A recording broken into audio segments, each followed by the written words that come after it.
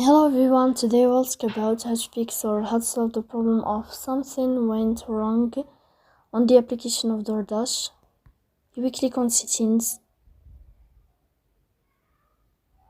In this page, you can click on apps, default apps, app settings.